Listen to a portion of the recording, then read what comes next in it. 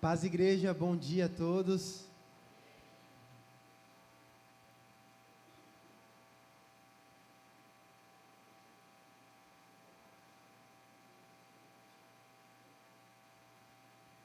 Paz. Para quem ainda não me conhece, meu nome é Esdras, eu tenho 23 anos e sou da Jocum. Estamos aqui uma equipe com 4 jovens missionários e estamos transmitindo, fazendo um período de prático que a gente chama na Jocum, passando por igrejas para transmitir conhecimentos de cosmovisão bíblica e das esferas da sociedade, que é o tema da nossa ministração hoje, da nossa apresentação. Vai ter um slide ali para os irmãos acompanharem melhor. E eu vou dar a introdução de cosmovisão bíblica e depois as outras missionárias irão trazendo os pontos sobre as esferas da sociedade. Amém? Conseguiu abrir aí? Pode passar, por favor, do primeiro slide. Cosmovisão. O que é cosmovisão? Qual é a definição dessa palavra? No domingo, na pregação, eu falei um pouquinho sobre a cosmovisão. Hoje eu vou aprofundar ainda mais. Cosmovisão, o significado da palavra é cosmo, o mundo, e a visão. É a visão que nós temos do mundo à nossa volta, da realidade à nossa volta. A cosmovisão é semelhante a umas lentes de óculos. Eu estou vendo vocês através das lentes desse óculos. Quando eu tiro ele, eu tenho uma visão. E quando eu coloco ele, eu vejo vocês, eu vejo o mundo à minha volta através dessas lentes.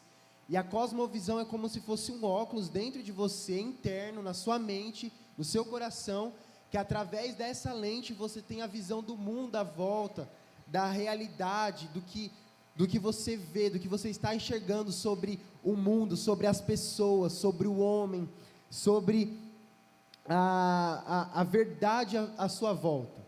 E a cosmovisão, do que ela é constituída?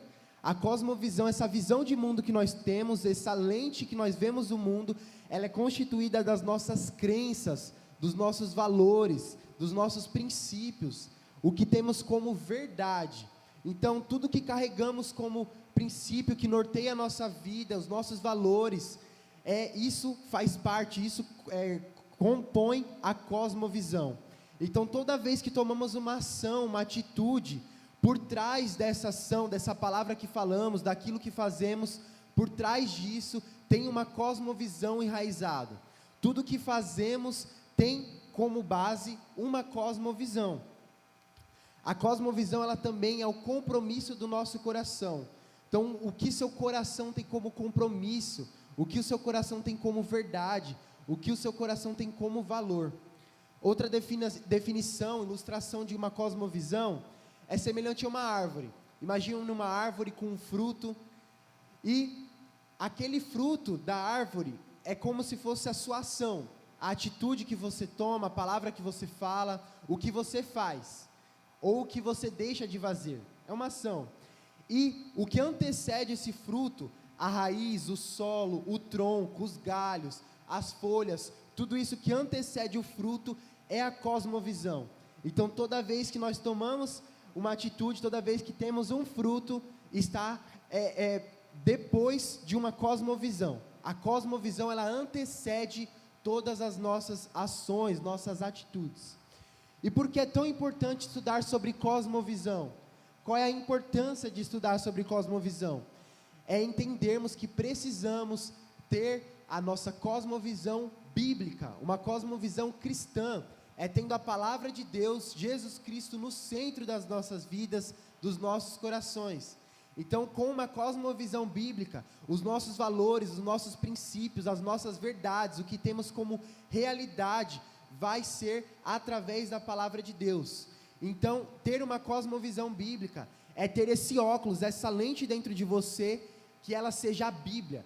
É ver o mundo à nossa volta, a realidade da nossa volta, através das lentes da palavra de Deus. Então, tudo que a Bíblia diz que é verdade, nós temos que crer como verdade. Tudo que a Bíblia diz que devemos fazer, nós devemos fazer. Tudo que a Bíblia diz que não podemos fazer, não podemos fazer. Então a Bíblia, como cristãos, deve ser a base da nossa cosmovisão, da nossa visão de mundo. Amém? Ficou bem entendido? Então a cosmovisão é essa visão de mundo, e nós precisamos ter uma cosmovisão bíblica para não sermos enganados por qualquer mentira que a sociedade, que o mundo à nossa volta impõe para as nossas vidas. Pode passar, por favor? E eu vou falar um pouco do impacto que as cosmovisões, nós estamos estudando aqui uma cosmovisão bíblica, que tem como base a Bíblia, Jesus Cristo, nosso Deus. Mas existem no mundo, na sociedade, muitas outras cosmovisões, outros pensamentos, outras ideias, ideologias, que norteiam as vidas das pessoas. E muitas vezes estamos dentro da igreja, estamos servindo ao nosso Deus, mas carregamos princípios e valores que pertencem a outras cosmovisões e não pertencem à Bíblia, não pertencem à Bíblia. Então vamos estudar um pouco do impacto que cosmovisões geraram na nossa sociedade e a importância de buscar uma cosmovisão bíblica, um alinhamento com a palavra de Deus. Nossa cultura, as Américas, a Europa, ela é muito influenciada pela cultura ocidental, a cultura da filosofia grega, a cultura grega. E para estudarmos cosmovisões que influenciam hoje na nossa sociedade, temos que olhar um pouco para o passado. A Bíblia diz em Eclesiastes que não há nada novo debaixo do sol. Então, quando um homem pensa que tem alguma novidade, algo novo surgindo, na verdade é uma ideia, uma consequência de ideias passadas, porque as ideias têm consequências, e nós vamos estudar um pouco da história dessas ideias. A filosofia grega, ela tem um grande avanço a partir de Homero. Homero foi, 800 anos antes de Cristo, o pai dos deuses gregos. Ele que fez a Odisseia, que é muito famosa, que conta as histórias, o princípio dos deuses gregos. Ele trouxe essa ideia de divindade para a cultura grega. Após ele vem Tales de Mileto, 600 anos antes de Cristo. Ele rejeitou as ideias divinas de Homero, e ele iniciou a busca de olhar para a natureza, de olhar por homem, como resposta para todas as dúvidas, iniciando assim tudo que temos hoje como chamado de humanismo, a cosmovisão que tem o homem no centro. Todas essas ideias foi iniciada por Tales, e depois Protágoras, ele firmou ainda mais as ideias humanistas, as ideias colocando o homem no centro. Ele é o autor famoso da frase, o homem é a medida de si mesmo. Então, quando ouvimos hoje na nossa sociedade frases do tipo, meu corpo, minha regra, eu faço o que eu quiser, ninguém pode opinar na minha vida, tudo isso colocando o homem no centro, isso são ideias que não começaram hoje na nossa sociedade, foram ideias há muitos anos atrás, antes mesmo de Cristo. Depois, vem 3 aqui que são os maiores filósofos que mais influenciaram na nossa cultura. Até hoje, a nossa sociedade carrega princípios desses filósofos, que é Sócrates, Platão e Aristóteles. E é muito interessante notar que eles foram todos da faixa de 400 anos antes de Cristo. O último livro da Bíblia, do Velho Testamento, que temos registro, o livro de Malaquias, ele foi escrito nesse período. Depois disso, não tem mais nenhum escrito bíblico, somente no Novo Testamento, depois da vinda de Cristo. Então, esses 400 anos, que nós chamamos 400 anos do silêncio bíblico, sem relatos bíblicos, foi justamente os anos que mais se foi propagado a cultura grega. A cultura grega, a filosofia grega foi disseminada através dos avanços de Alexandre o Grande, da Macedônia. Então implantou em todo o mundo a cultura, a filosofia grega, justamente nesse período que a Bíblia estava em silêncio. Mas, como eu disse, não há nada novo debaixo do sol. Deus, ele nunca perde o controle. Então, se isso aconteceu, se ele permitiu esse avanço, é porque faz parte do controle dele, está dentro do plano dele. Nosso Deus nunca perde o controle. Então, ele permitiu que a filosofia grega se espalhasse. Sócrates, ele concentrou em coisas não materiais, como bondade, justiça e virtude, e ele deixou um discípulo, Platão. Platão, ele foi o filósofo que mais influenciou nas ideias espirituais, nas ideias sobrenaturais. E hoje, dentro da igreja brasileira, dentro da igreja cristã, não somente brasileira, carrega muitas ideias de Platão. E muitos cristãos acham que tem ideias bíblicas e na verdade são ideias platônicas. Por isso que a importância da gente estudar, para termos uma cosmovisão bíblica. E depois vem Aristóteles, que foi o filósofo que mais influenciou a humanidade nas ideias materiais, o materialismo. E os pais da igreja. Nós vemos no Novo Testamento, Paulo, Pedro, João, todas as cartas que eles escreveram, os escritos deles, eles combatem firmemente filosofias, o gnosticismo que estava grande na época. Eles combatem grandes ideias dos filósofos daquela época. Eles tinham conhecimento e eles combatiam, eles defendiam a fé. Mas depois que eles morrem, outros pais das igrejas vão surgindo e eles não têm o mesmo compromisso de combater as mentiras, as filosofias com base na palavra de Deus, mas eles deixaram infiltrar na igreja essas ideias contrárias. Então, por isso que hoje, através de Agostinho, Tomás de Aquino, esses grandes nomes da igreja, do catolicismo, que surgiu nós, os protestantes, nós herdamos algumas filosofias, algumas ideias filosóficas. Pode passar o próximo slide?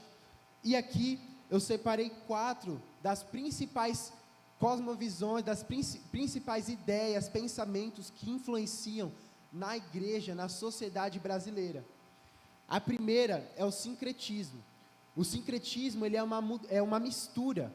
Ali tem até uma imagem que é Jesus, o Buda e um deus hinduísta. O sincretismo, ele é uma mistura de ideias. Então, a igreja brasileira era carregada por um sincretismo religioso.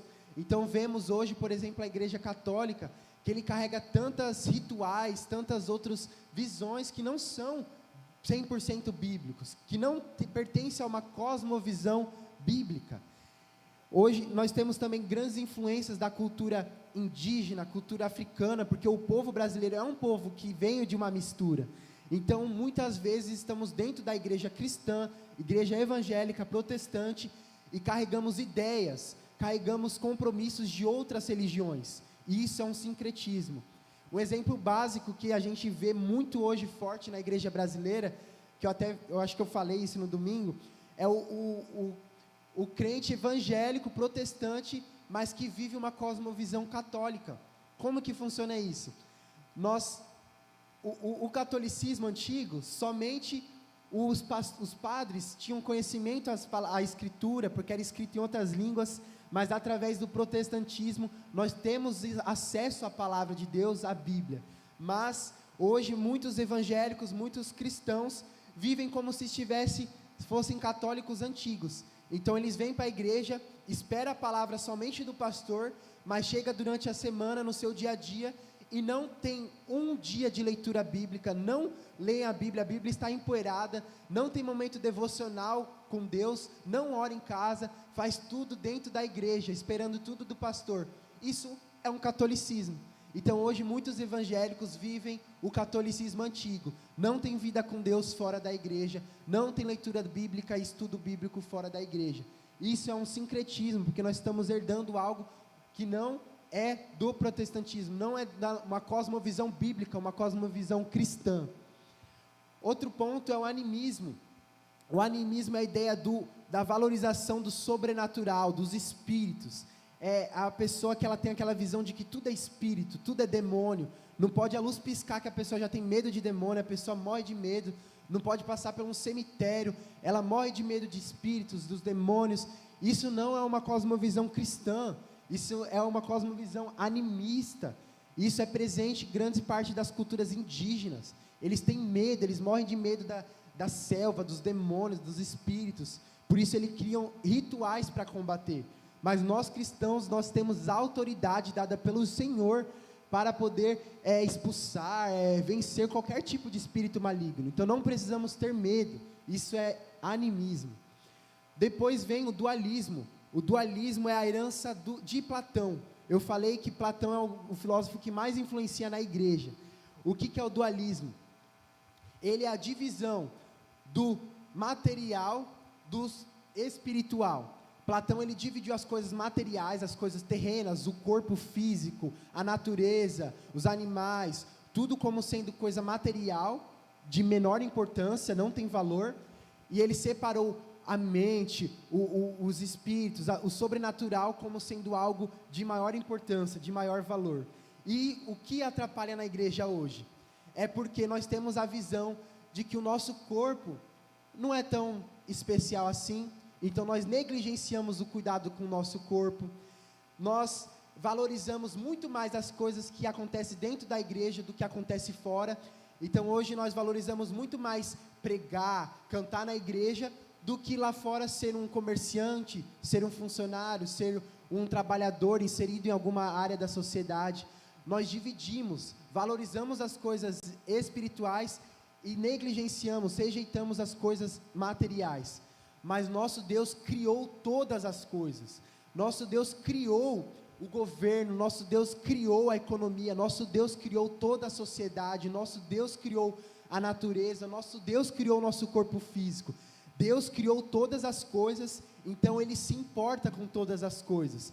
Por isso, nós cristãos não podemos mais olhar as coisas materiais como sendo sem valor, perecíveis. Nós temos que sim ter um compromisso de levar Cristo no nosso trabalho, levar Cristo para o nosso corpo, nosso espírito, nosso corpo é templo do Espírito Santo. Não podemos mais fazer essa separação. Tem uma frase aqui: os cristãos hoje pensam mais como Platão que como a Bíblia. E o último ponto que eu trouxe aqui é o secularismo. O secularismo é um rompimento total da igreja com o Estado, com as instituições governamentais. Hoje, a igreja ela não tem mais a influência que tinha antes. Na Idade Média, as faculdades, as primeiras universidades grandes do mundo foram construídas pela igreja. Os primeiros centros médicos foram construídos pela igreja. Os primeiros centros educacionais foram construídos, foram feitos pela igreja. Mas hoje a igreja tem essa mesma influência? Não tem.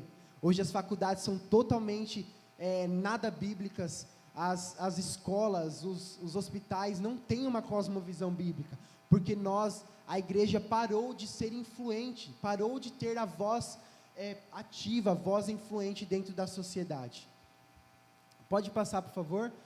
E chegamos o que mais vemos hoje em dia. Não vou ter tempo de aprofundar tanto, porque o tempo é curto, mas o pós-modernismo, a pós-modernidade é a cosmovisão que mais tem afetado a nossa sociedade atual.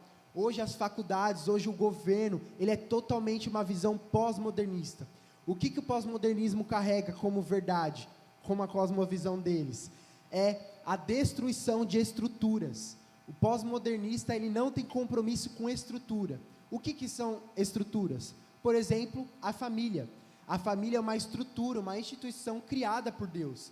Deus criou o homem, mulher, os filhos, mas o pós-modernismo rejeita as estruturas. Então ele tenta destruir, que a família não é apenas homem e mulher. A família pode ser homem com homem, mulher com mulher, homem com animal, mulher com não sei o que. Eles destruíram a estrutura familiar. Eles não querem mais esse conceito familiar, porque eles acham algo ultrapassado. Então eles querem destruir, mas a família é um princípio bíblico, é uma estrutura bíblica. Outro ponto do pós-modernismo é a destruição do nosso corpo. Nós temos apenas um sexo que Deus criou. Ou você é homem, ou você é mulher. Você já nasce assim. Mas o pós-modernismo, ele é contra a estrutura. Então ele diz que você pode ter o seu sexo biológico, a sua ideologia de gênero, a sua orientação afetiva. Ou seja, você pode sentir atraído pelo que você quiser, até por animal, por outro homem, por mulher, por criança, por velho. Você pode se identificar como o que você quer. Você é homem, mas você se identifica como mulher. Você é mulher, se identifica como homem. Isso tudo é uma herança do pós-modernismo. Mas como eu disse, não há nada novo debaixo do sol. Tudo que está acontecendo agora são reflexos de ideias antigas, de filosofias antigas, lá de Tales, de Protágoras, que foram crescendo e foram aperfeiçoando, e hoje é o que vemos hoje. esse pós-modernismo, esse humanismo, que o homem roubou o lugar de Deus e se colocou no centro. Mas nós cristãos temos esse dever de trazer a redenção, trazer Jesus de volta para o lugar dele, que é o centro de todas as coisas. Amém? Pode passar, por favor? E surgiu a ideia das áreas de influências da sociedade, que é o que vamos abordar hoje. Tem aqui grandes nomes que influenciaram essas ideias: William Carey, Abraham Kuyper, Bill Bright, Lord Cunningham, que é o fundador de Ajocum. Ele teve essa visão das esferas da sociedade. E Landa Cope, que ela fez um livro, ela estudou, se aprofundou na Bíblia toda, enxergando cada versículo bíblico que fala sobre governo, sobre economia, sobre a família, sobre todas as áreas da sociedade. E hoje o estudo que vamos trazer aqui, que as meninas vão trazer após a mim, é baseada no livro dela. Pode passar, por favor? Que é o template social do Antigo Testamento, o plano de Deus para as esferas da sociedade. Pode passar? Essas são as áreas de influência: o governo, a igreja, a educação, a família, a ciência, a economia, a comunicação e as artes. Através dessas esferas, a sociedade ela é influenciada. Então, todos nós que estamos aqui, de alguma forma, direta ou indireta, você está inserido em alguma dessa área da sociedade. E o nosso papel como cristão é trazer a cosmovisão bíblica, a visão de mundo bíblico, os princípios e valores cristãos para cada uma dessa esfera da sociedade. Assim, traremos Jesus como centro de todas as coisas, porque dele, por ele e para ele são todas as coisas. Amém? Passar aqui para a próxima, que elas vão estar trazendo as esferas da sociedade.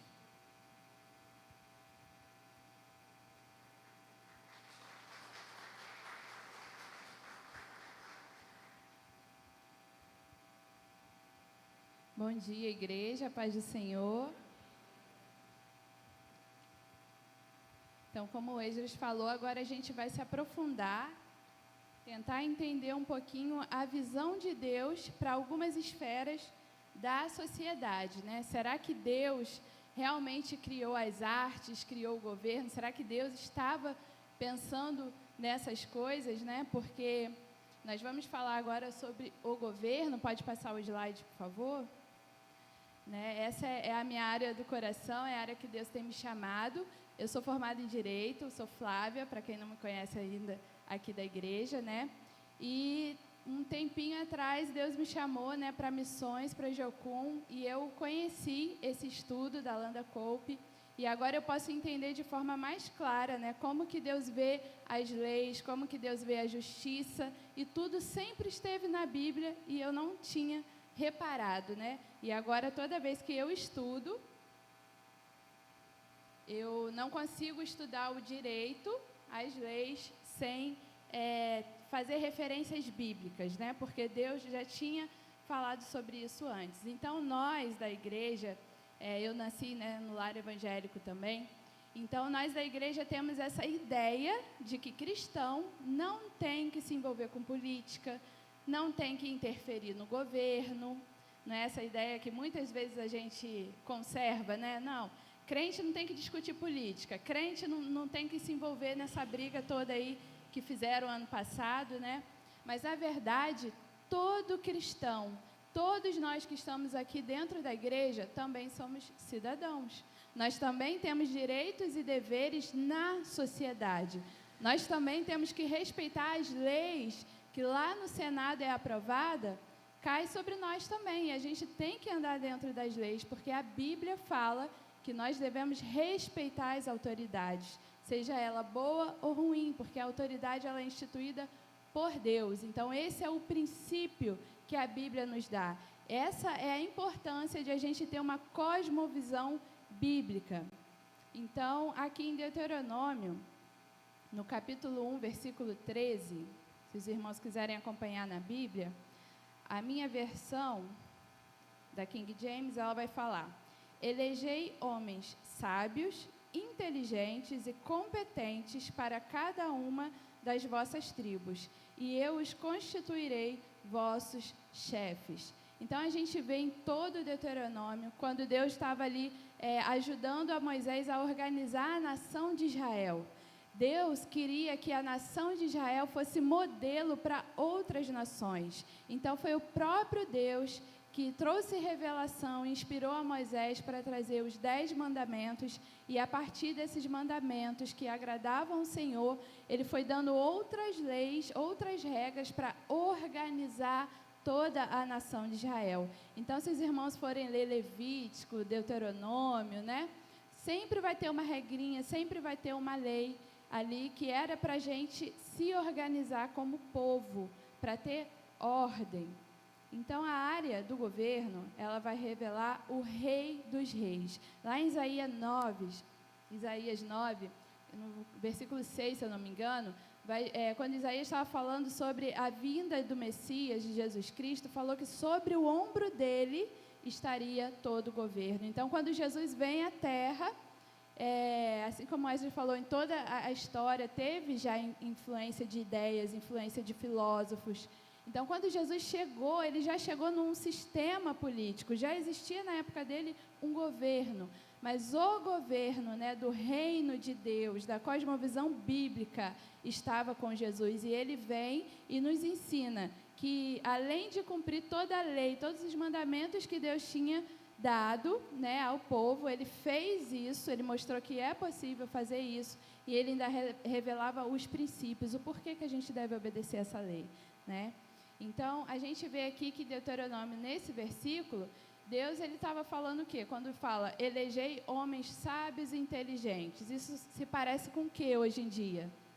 Com a nossa política, com o nosso governo. Nós, como cidadãos, nós não precisamos eleger homens sábios, inteligentes, honestos, com princípios e valores. A nossa visão como cristão e como cidadão deve ser essa. Só que a igreja deixou por muito tempo de realmente pesquisar, de realmente procurar saber, né, esse candidato, como que você cobra esse candidato que você elegeu, a importância do seu voto. A gente meio que entregou isso, a gente faz porque tem que fazer. O Wesley estava falando aqui, né, a gente deixou essa parte da sociedade, que a gente acha que é uma parte material, de lado. A gente não está sendo diligente com as coisas da sociedade. A gente acha que a importância é só vir à igreja e louvar o Senhor. Isso é total importância, tem que ser o primeiro lugar em nossas vidas. Mas nós também temos que trazer os valores e princípios bíblicos para o governo, para a sociedade, para o lugar que a gente vive. Então, gente, o governo, ele é uma ideia de Deus, sim. Deus pensou no governo, nos políticos, sim. E qual é o problema que nós vemos hoje que faz a gente rejeitar essa ideia da política? A corrupção. Mas a corrupção, ela não está na política. A política é até uma ideia boa, a política que nós temos hoje, porque a política, ela é um instrumento para promover o bem ao povo.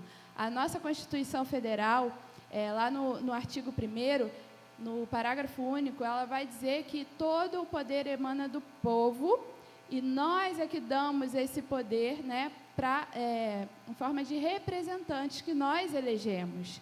Então, esses representantes, eles têm que, através da política, promover o bem para o povo. Mas a corrupção está no homem.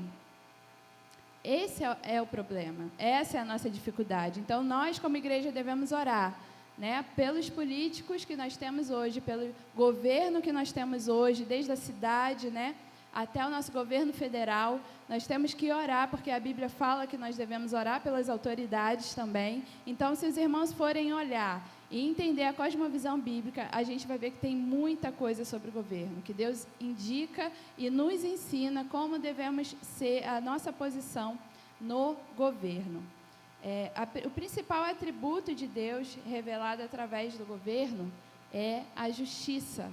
Então, toda vez que a gente pensa em governo, a gente tem tanto a política, que é para promover o bem ao povo, como a gente tem a parte judiciária, que são os advogados, né, a parte ali também das polícias, a parte dos juízes. A gente viu que existia juízes na Bíblia. Então, isso é uma ideia de Deus, né? E a gente vê que o que os juízes tinham que fazer de acordo com a vontade de Deus. Então, nós precisamos de pessoas que estejam na área jurídica hoje, que revelem a justiça bíblica, a justiça de acordo com a vontade de Deus, juízes que não se corrompem, né? Advogados que realmente lutam pela lei se cumprir, né? E não que dão um jeitinho. Muita gente hoje procura advogado, eu passei por essa experiência. Dá um jeitinho aqui no meu contrato. Eu tô querendo fazer acontecer um negócio aqui, faz uma manobra aqui, né? Me ajuda a entrar na brecha dessa lei.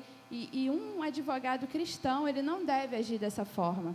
Então, desse jeito, nós vamos conseguir redimir essa área da sociedade, o governo, né? O cristão, ele tem que ser, principalmente nesse tempo de hoje, que estamos sendo perseguidos a todo momento, cancelados a todo momento, nós devemos ter coragem de ser mais um, não mais um no sistema, mas ser aquele que vai converter para fazer o bem, que vai resistir ali para poder, não, eu sei o meu princípio e o meu valor bíblico e eu vou me manter aqui, porque primeiro você tem que agradar o seu Deus e segundo você vai estar sendo um instrumento para promover o bem no meio da sociedade, né? Então, o governo, ele é uma ideia de Deus. Aí a gente tem uma frase aqui da Landa Cope, que ela diz assim: paz não é somente a ausência de conflito, é a presença de justiça. Então, muitas vezes, nós temos essa ideia imatura também de que, não, o cristão tem que ficar quietinho, porque não vamos arranjar confusão, não. Mas vocês sabiam que o protesto é algo que nós podemos fazer e que isso não ofende a Deus? Quando a gente vê algo errado, a gente tem que se levantar e protestar. Nós não podemos deixar o mal vencer, porque nós sabemos da verdade, nós carregamos a verdade.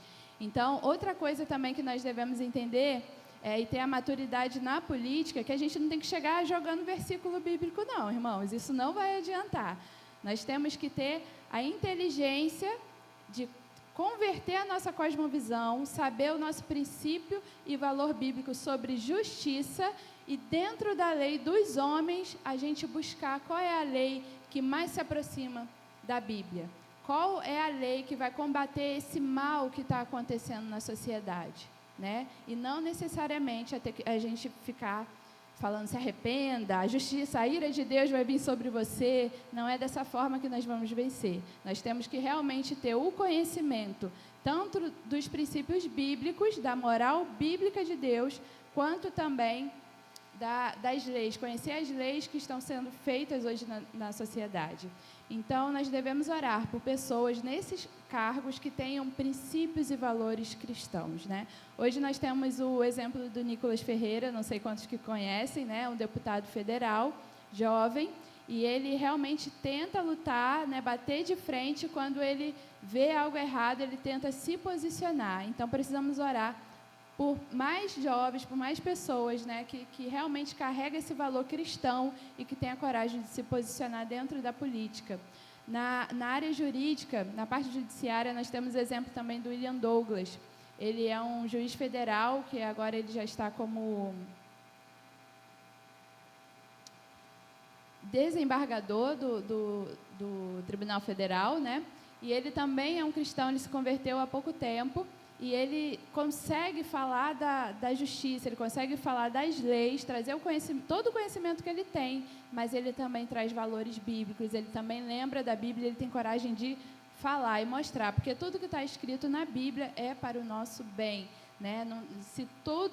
É claro que a gente não pode idealizar de trazer toda a Bíblia e colocar todo o cristianismo na nossa sociedade, né? Mas o que cabe a nós fazer, com o nosso conhecimento, nós devemos fazer de acordo com a nossa cosmovisão bíblica sobre o governo. Amém, irmãos? Vamos passar para a próxima área de influência, que é a economia. Será que Deus falava sobre dinheiro? Será que negócios é uma ideia de Deus? Nós devemos estudar essa parte também na Bíblia. Ali em Deuteronômio também 15, no versículo 4, Deus estava ali dando algumas regrinhas também, né, algumas explicações, e ele fala sobre isso. É verdade, no versículo 4, é verdade que que em teu meio não haverá nenhum pobre, porque o Senhor vai abençoar-te na terra que o Eterno teu Deus te está concedendo como herança e para que dela tome posse. Então, essa parte aqui do início, né? Não haverá no meio de vós nenhum pobre. A gente vai ver algumas regrinhas que Deus dá sobre a colheita também. Ele fala aqui mais à frente em Deuteronômio, que quando fosse aquelas pessoas que tinham, né, a sua agricultura, o seu campo ali que fazia a colheita, se tivesse sobrado algo para trás, que não era para eles irem, voltar e pegar, era para eles deixarem, tendo a consciência, sabendo que pessoas pobres, viúvas, órfãos, aquelas pessoas que não tinham um provedor em casa, elas poderiam se beneficiar daquela colheita que ainda tinha restado lá, e dessa forma eles teriam que comer. Então, isso foi algo que Deus pensou, para que não houvesse necessidade, não houvesse pobres no meio do povo de Israel, da nação de Israel. Então, a gente vê a importância, quando a igreja faz uma ação social, né, de cesta básica, a gente está cumprindo um princípio bíblico, algo que Deus pensou, né? Então, nós temos que honrar a Deus com as nossas finanças também. A área da economia revela Jeová Jireh, Deus, nosso provedor. O principal atributo de Deus revelado na economia é a bondade. Gente, é Deus que nos dá todo o recurso que a gente precisa, todo. Só que a gente tem que ir lá e trabalhar, né? Fazer a nossa parte. Quando ele colocou Adão também no jardim, ele falou que era para Adão cultivar, ou seja, ele tinha que cuidar, ele tinha que trabalhar, ele tinha que viver daquilo que a terra dava. Hoje em dia nós temos diversas profissões, diversos trabalhos aí manuais e não manuais também, que vai gerar o quê? O nosso dinheiro, que vai trazer o nosso pagamento. Mas isso tudo é fruto da bondade de Deus que nos dá o recurso. Então, na Bíblia, a gente vê muitas referências, se eu não me engano, é mais de 6.000, né, Esdras? Acho que é umas 6.000 referências que tem sobre finanças, sobre dinheiro, porque isso é importante para Deus. Era importante para Deus falar sobre isso, né? Então, nós devemos ter cuidado e converter a nossa cosmovisão sobre a área da economia, a área das finanças. Deus quer nos prosperar. Ele não queria que tivesse pobres na nação de Israel. E se houvesse, era para que o povo de Deus ajudasse aqueles que necessitavam. Então, nós devemos sim ter inteligência, sabedoria e temor com as nossas finanças, porque Deus já nos orienta sobre isso, né? Lá nos evangelhos ele vai dizer também numa parábola lá, né, dos talentos, né, que fala que o Senhor entregou 2 talentos para um servo, 5 para outro, e pediu o que eles iam fazer, né? Deixou eles com aqueles talentos e o que eles iam fazer, né? Uns foram lá, investiram, o outro multiplicou e o outro guardou, porque ele ficou com tanto medo de perder aquele talento que o Senhor dele tinha dado, que ele ficou preso numa mentalidade de escassez, com tanto medo de não conseguir gerenciar ali aquele talento, e ele escondeu. E no final, o que a gente vê que o Senhor fez? Ele elogiou aquele que tinha multiplicado aqueles talentos, porque ele foi um servo bom, fiel, inteligente, que conseguiu multiplicar. Então, nós devemos saber que o investimento é bíblico, a multiplicação ela é bíblica. O que não é bíblico? É a gente multiplicar com juros, né? A gente, assim, se dar bem, vamos dizer assim, né? Tirando do outro. Isso não agrada a Deus. Mas nós devemos saber fazer investimentos, multiplicar aqueles recursos que o Senhor tem dado em nossa mão. E praticar generosidade também é um princípio na economia, também é um princípio para Deus. A gente praticar a generosidade, porque nós vamos estar mostrando o atributo de Deus, que é a bondade. Nós temos que demonstrar os atributos de Deus para outras pessoas, no meio dos nossos relacionamentos, na nossa sociedade, né? E Deus vai nos dar outra orientação também dentro da área da economia, que é cuidado, né? Pelo amor ao dinheiro. Também nos evangelhos, Jesus vai falar ali que não podia servir a 2 senhores, né? Ou você adorava a Deus ou o Mamon, que era o Deus do dinheiro. Então, o dinheiro não é o problema, porque Deus fala sobre finanças.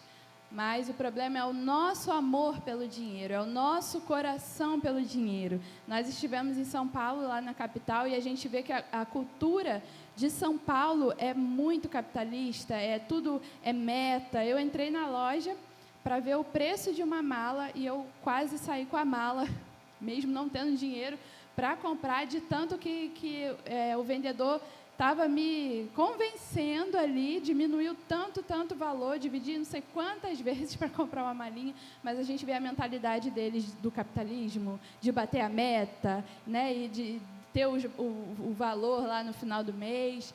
Então, essa é a questão que Deus fala para a gente guardar o nosso coração, de não adorar o dinheiro, de não amar o dinheiro, de não ter profissões por causa do dinheiro, de fazer negócios por causa do dinheiro, né? O dinheiro é bom, é um recurso que Deus nos dá para a gente administrar com generosidade, com sabedoria e sempre retornando louvor a Ele. Então, a economia é uma área que demonstra, né, o nosso Deus provedor, e não é errado a gente ter nossas finanças, a gente ser próspero na nossa vida, entendendo que o que é ser próspero, é ter muito dinheiro, muitos carros, o carro mais caro.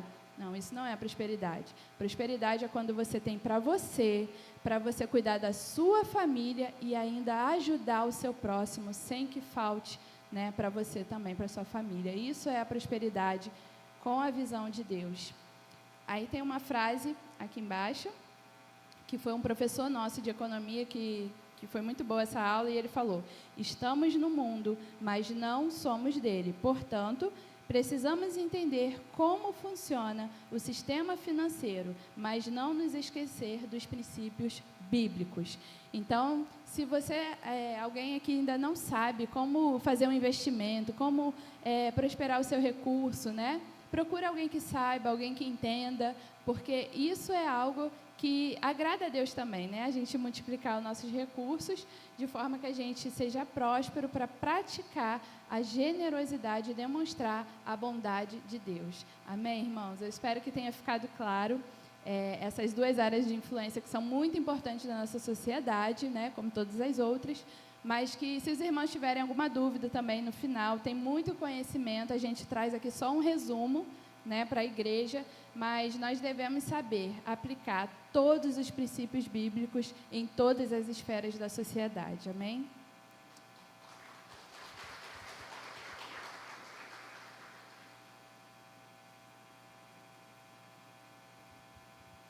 Bom dia.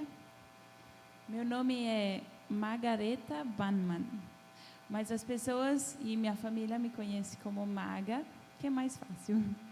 Sou da Bolívia, descendente europeia, moro aqui no Brasil já há 5 anos e hoje quero falar de 3 áreas da sociedade para vocês, e a primeira sendo a esfera das artes.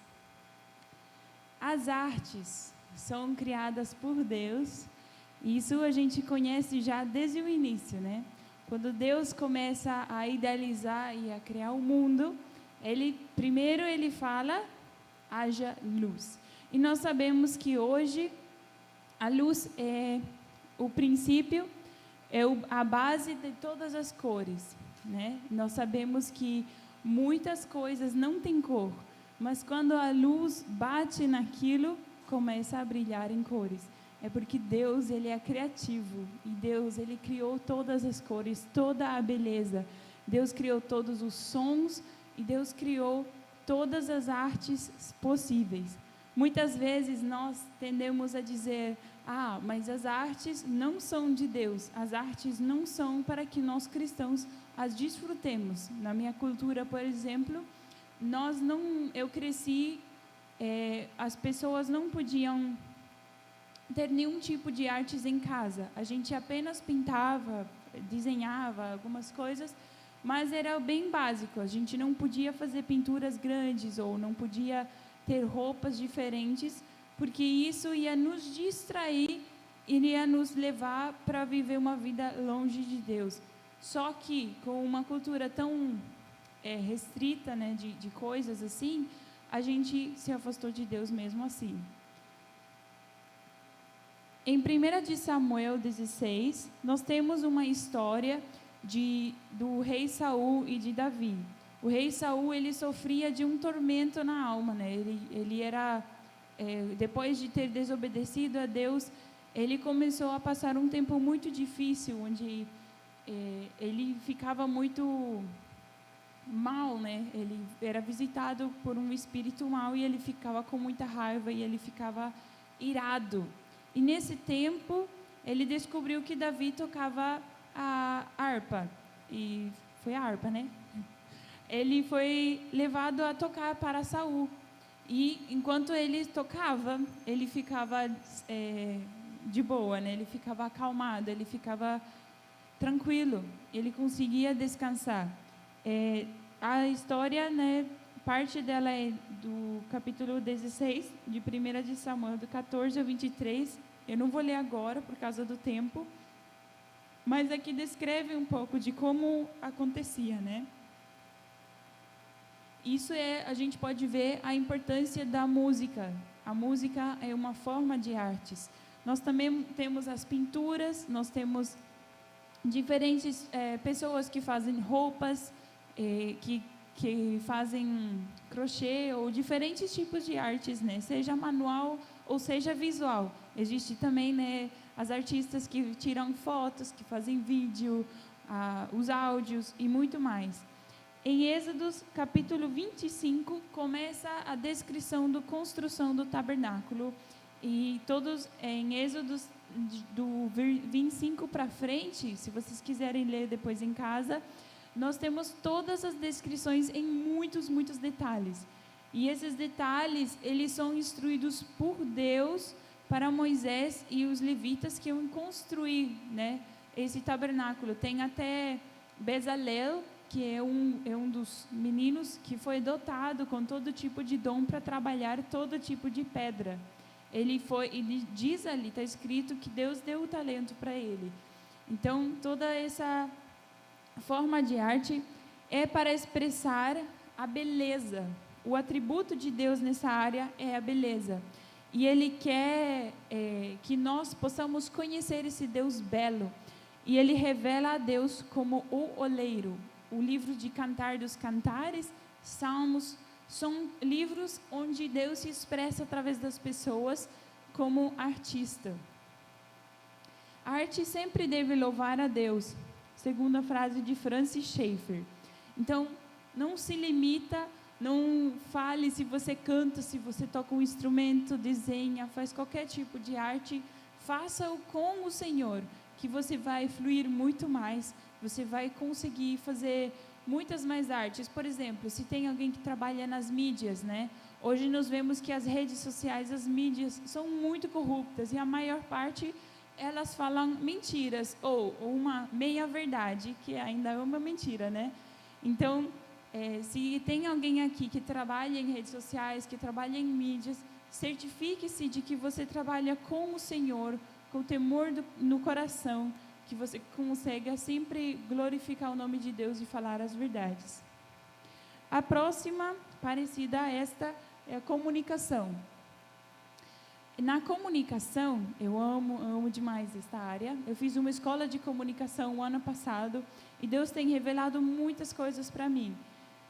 Então, novamente, nós vamos ver em Gênesis capítulo 1 que Deus comunicou o universo à existência, porque Deus falou e começou a existir. Deus falou, haja luz, e houve a luz. E Deus começou a falar para que existissem as coisas. Quando Deus separou o céu e a terra, Ele começou a falar para a terra, produza frutos, árvores, cria animais. Ele falou para a água, deixe brotar todo tipo de peixe, de seres viventes marítimos, né? Ele também fala para o céu para criar todo tipo de aves, de pássaros que voam no céu. Então ele começou a falar. E aí, para criar o ser humano, ele fala assim: façamos o homem, façamos alguém à nossa semelhança e nossa imagem. Ele falou consigo mesmo para nos criar a sua imagem, mas ainda assim ele estava comunicando. E também nós vemos em João capítulo 1 que Jesus, ele é a palavra viva. Jesus, ele estava no começo, ele estava desde o princípio, e tudo que foi criado através de Jesus. Então nós entendemos que Jesus, ele é como o mediador da comunicação de Deus. Na área de comunicação, Deus se revela como a palavra viva. E nós temos hoje a Bíblia, mas a Bíblia não é a primeira palavra de Deus. A primeira expressão, a primeira forma de Deus se comunicar conosco é o universo, é o mundo, é a criação de Deus. Quando você lê a Bíblia e está escrito assim: olhem as formigas como eles trabalham. Então Deus está tirando o seu olhar só das letras da Bíblia para você observar o que Ele criou, porque na criação Ele expressou a todas as lições. Por que as pessoas que moram no meio do mato, que moram isolados, conhecem bem que folha das plantas serve para todo tipo de doença? Porque Deus criou todas as coisas. Se você for observar, as nozes têm parecer de quê? Não parece um pequeno cérebro? Bom, os nozes são muito bons para o seu cérebro.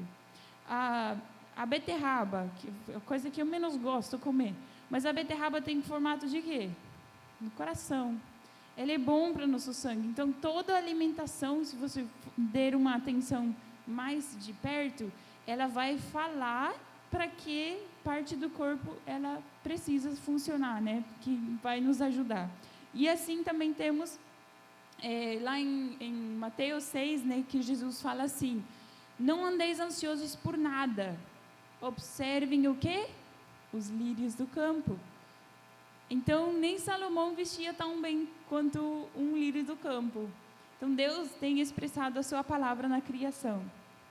O principal atributo da comunicação é a soberania. Deus é soberano e nós podemos ousar confiar nele. Deus, ele tem comunicado a nós os planos dele. Ele tem falado conosco tudo que nós precisamos saber. Jesus, ele é o caminho, a vida e a verdade e a vida. Jesus é o caminho para o Pai. Ele é a verdade, a única verdade. Ou seja, não existe muitas verdades, só existe uma. E essa verdade é Jesus, e através da sua palavra podemos descobrir o que isso significa na sua plenitude. E também Jesus é a nossa vida. Ele é a vida, ele morreu na cruz para nos devolver a vida. Tem uma frase aqui que eu amo, que um dos nossos professores, do Felipe Delfim, que fala, que ele também pegou dos professores dele, criar a comunicação é criar entendimento e qualidade de relacionamento. Se você quer ter uma melhor vida convivendo com irmãos de igreja, com a sua família em casa, comece a criar entendimento sobre assuntos do que você está vivendo. Comece a se comunicar, comece a perguntar. Jesus fazia muitas perguntas e nós aprendemos que fazendo perguntas, às vezes se resolve mais rápido situações difíceis do que só acusando e falando, não, você é assim, você é assado. Não, você queria dizer aquilo, a pessoa pode te dar uma abertura a responder e não fechar logo o coração. E qualidade de relacionamento, bom, se nós nos comunicamos bem, os nossos relacionamentos serão melhores. Por último, a minha parte, a próxima é a família. E essa aqui é a que mais me desafia. A família é uma área da sociedade muito importante, tão importante quanto as outras. A família foi a primeira coisa que Deus criou, sendo como seres humanos. Quando Ele olhou para Adão e Ele falou, não é bom que o homem esteja só. Então Ele criou uma mulher para lhe fazer companhia, para estar juntos. Depois, mais para frente, eles tiveram filhos e se constituiu a primeira família. E nós vemos também que por causa da queda que já tinha acontecido, a primeira família já era com problemas e já vivia cheio da inveja, já vivia cheio brigas, cheio das falta de comunicação, já tinha tudo isso, porque o primeiro filho matou o seu irmão por causa de inveja. Então, nós precisamos olhar para essa área, né? E nós estudamos tantos anos para qualquer outra área da sociedade, mas quanto nos dedicamos a estudar e a buscar em Deus sobre família? Muitos de nós talvez trabalhamos de 30 a 50 anos na profissão, mas temos a nossa família por quanto tempo? De por vida. Se você viver 70, 90 anos, a família sempre vai estar ali. Então, nós precisamos nos mergulhar um pouquinho mais na palavra para procurar o que Deus quer dizer enquanto a família, para que nossas famílias sejam saudáveis. Tudo começa com a família. E Deuteronômios é um bom livro para você estudar sobre todo tipo de regrinhas e leis que vão te ajudar a ter uma melhor convivência de família. Em Deuteronômio 5:16 fala sobre o primeiro mandamento que veio com promessa, né? Que é para os filhos. Filhos, obedeçam os seus pais para que tenhas longa vida na terra, né? Esse versículo, esse capítulo sempre mirava, porque meus pais não foram bons comigo. Eu fui abusada na minha família por muitos anos e minha mãe nem me protegeu. Então, eu ficava irada, ia lá com Deus, e aí eu lia a Bíblia, aí falava, obedeça ao seu pai. Eu, não quero, mas não está escrito obedeça se ele for bom, e não obedeça se ele for ruim. Não, só está escrito obedeça seu pai e sua mãe. Mas aí nós precisamos procurar em Deus a sabedoria para nos reconciliar com os nossos pais, nossos irmãos, se eles têm nos ferido. Nós precisamos aprender a perdoar.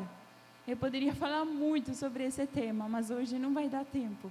Mas se nós não perdoamos, sabemos, né, que eu não lembro onde, em que capítulo está escrito, mas Jesus fala sobre isso também. Se nós não perdoamos, nosso Pai no céu também não nos perdoa.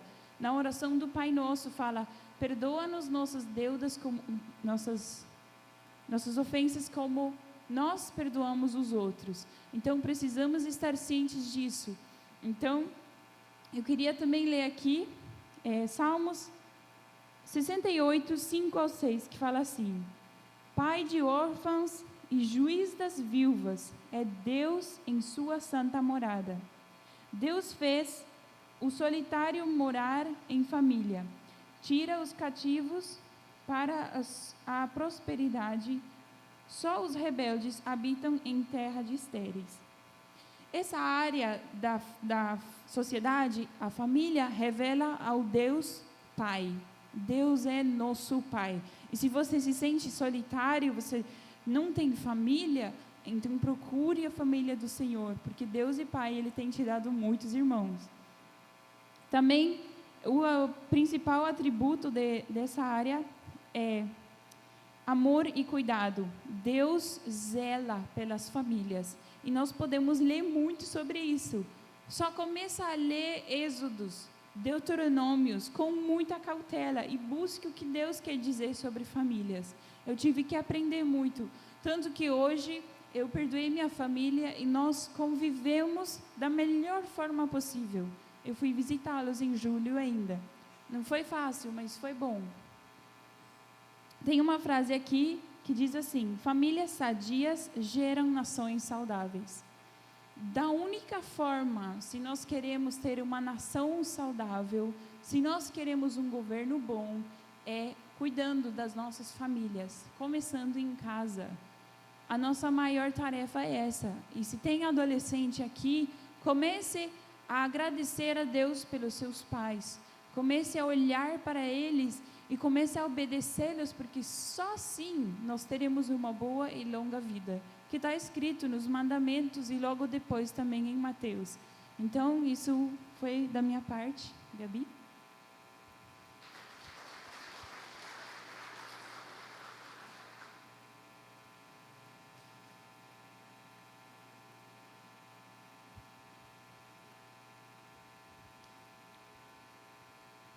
Graça e paz, igreja. Eu me chamo Gabriele, para quem não me conhece, tenho 26 anos, eu sou de Recife. E hoje a gente vai passar só um pouquinho do tempo, tá bom? Vocês aguentam um pouquinho mais de formação? Pode ser? Pode passar o próximo slide, por favor. Eu vou falar das últimas 3 áreas. A primeira que eu vou falar aqui é sobre a educação. A Maga, ela já falou bastante ali sobre Deuteronômio. Deuteronômio, ele dá uma pincelada bem grande em todas essas áreas. Então, o desafio que nossa equipe deixa para vocês é depois mergulhem na palavra, nesse livro, né, de Deuteronômios, porque ele tem todas essas áreas muito claras, tá bom? E no livro de Deuteronômios fala sobre a educação ser papel dos pais. Os pais, eles eram, biblicamente, aqueles que eram responsáveis por passar adiante aos seus filhos o conhecimento, seja acerca da lei do Senhor, seja acerca de uma profissão, todo tipo de conhecimento era passado para os filhos por meio dos pais.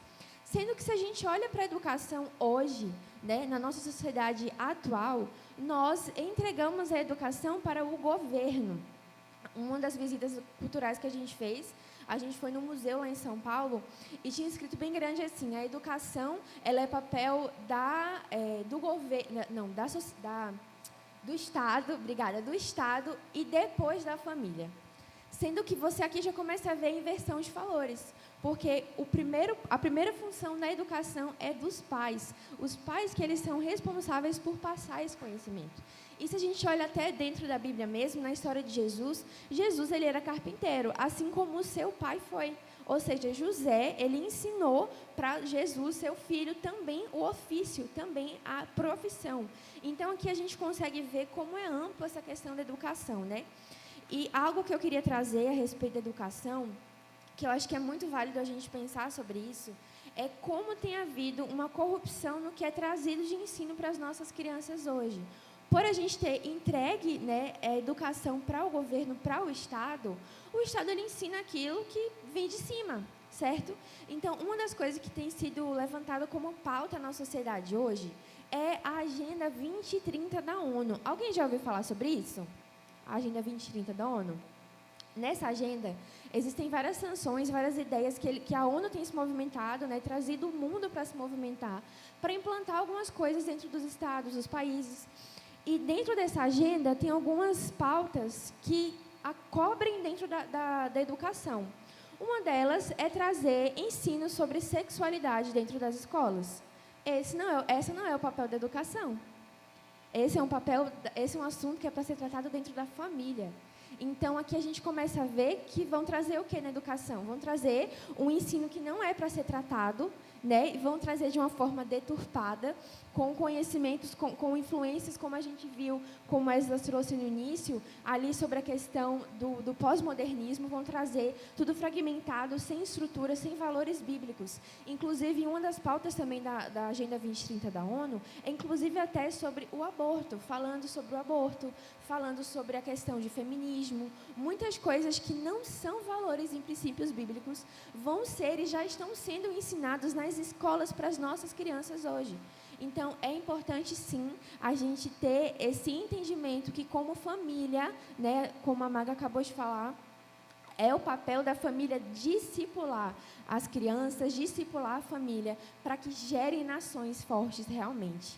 E o caráter de Deus, né, um atributo de Deus que é revelado por meio da esfera de influência da educação é a sabedoria, porque Deus, ele é um Deus sábio e ele trouxe essa sabedoria, ele nos deu inteligência para olhar para o mundo, para conhecer mais dele. Então, tudo isso revela esse Deus de mestre, esse Deus que se importa com que nós saibamos e descobramos as coisas. Amém? Pode passar o próximo slide, por favor? Eu vou falar um pouquinho da esfera de influência da ciência.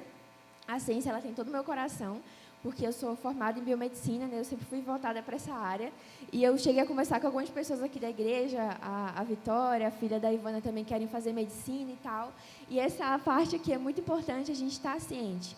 Porque, biblicamente falando, se a gente olha ali também em Deuteronômio, a gente vê que Deus, ele sempre instruiu o seu povo acerca de tudo, inclusive acerca da ciência, acerca da saúde, acerca de doenças, acerca de saúde pública, saneamento básico, e tudo isso inclui aqui também dentro da ciência, acerca do meio ambiente. Deus ensina tudo isso para o seu povo.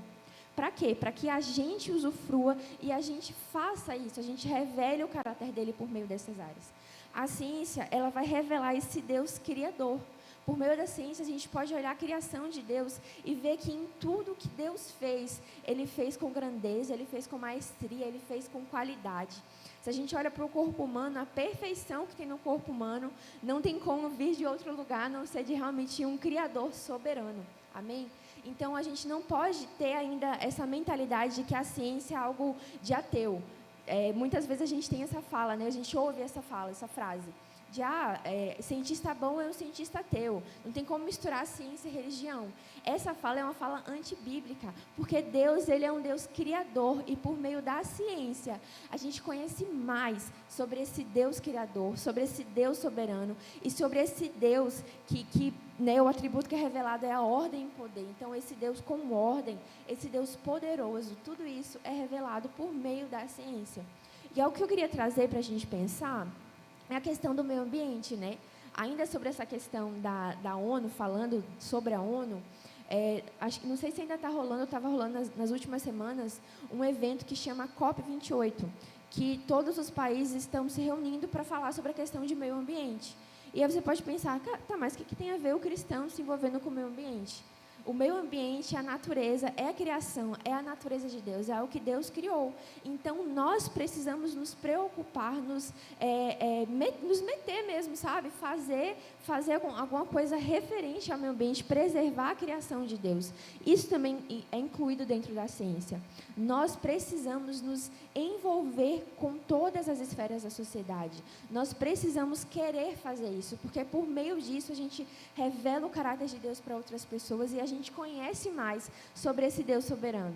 Eu queria ler essa frase, que é um cientista muito famoso, muito antigo. Ele é um dos grandes pais da medicina, ele criou medicamentos, vacinas, ele chama Louis Pasteur, e ele fala uma frase que era o seguinte: um pouco de ciência nos afasta de Deus, e muita ciência nos aproxima dele. Porque, ao chegar na ciência, a gente vê a complexidade da criação de Deus. E a gente percebe que existe, sim, esse Deus soberano que criou as coisas com tamanha perfeição. Amém?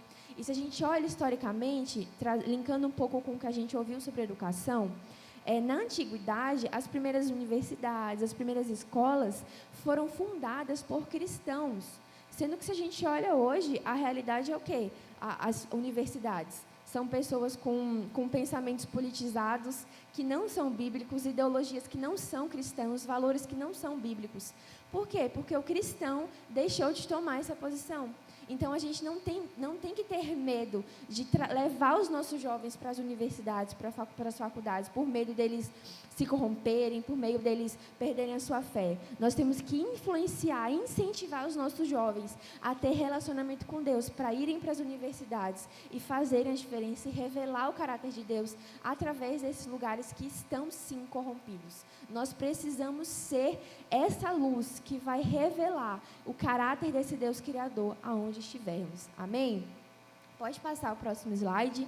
E, por último, eu vou amarrar tudo que a gente conversou até aqui, falando sobre áreas de influência da igreja. Eu queria que a gente lesse, quem puder abrir, eu vou estar lendo aqui, em Efésios 4:16, que vai falar um pouquinho sobre o papel da igreja, né? Efésios 4:16 vai falar assim: dele todo o corpo ajustado e unido pelo auxílio de todas as juntas, cresce e edifica-se a si mesmo em amor, na medida em que cada parte realiza a sua função. A área de influência da igreja vai revelar esse Deus sumo sacerdote. E aqui a gente pode entender algumas funções, né? Quando a gente fala sobre essa área de influência, a gente está falando sobre as funções eclesiásticas. Então, a gente vê, por exemplo, a questão do pastor, os diáconos, os missionários, aqueles que servem e trabalham diretamente dentro da igreja. E aqui a gente pode ver que o papel da igreja é promover esses conhecimentos sobre tudo que a gente falou até agora para a igreja. Porque, por exemplo, eu cresci num lar cristão, certo? Então, desde que eu me entendo por gente, desde os 2 anos, foi quando meus pais se converteram, que eu vou para a igreja, que eu ouço falar dos princípios cristãos, que eu ouço sobre as histórias da Bíblia, sendo que isso não tinha sido tornado verdade na minha vida. Quando eu cheguei na faculdade, eu tive muita crise de fé. Por quê? Eu chegava na Bíblia, eu olhava Gênesis e falava uma coisa. E eu chegava na faculdade, os livros falavam outra coisa. E eu ficava, como assim? Não faz sentido na minha cabeça. E Deus começou a ter que trabalhar isso em mim. Começou a trazer a verdadeira. E começou a trazer para mim, tipo assim, Gabi, o que está na Bíblia é a verdade, não é uma historinha. Eu sou a verdade e tudo que está aqui falando sobre mim é verdade. E esse ensino para as pessoas, para nós, tem que ser dentro da igreja. Não é fora da igreja que a gente vai ouvir verdades bíblicas, é dentro dela, porque lá fora já estão corrompendo até as coisas que estão escritas aqui dentro, sabe? Então, dentro da igreja, a gente vai ver, sim, esse Deus sumo sacerdote, a gente vai ver o atributo da santidade e da misericórdia de Deus sendo revelado. Por meio da misericórdia, a gente vê as questões, as ações sociais que a igreja pode se movimentar, né, promovendo esse amparo, esse apoio para a sociedade, para a comunidade. Tudo isso é papel da igreja. Deus chama nós como corpo, né, como corpo de Cristo, para ser ativos, não só aqui dentro, mas também lá fora. E nós precisamos deixar de ter essa mente dividida, como o Esdras trouxe lá no início, falando sobre a dicotomia, que é uma mente falando que estar aqui em cima, pregando, louvando, fazendo alguma atividade dentro do templo é algo mais santo do que algo que fazemos lá fora.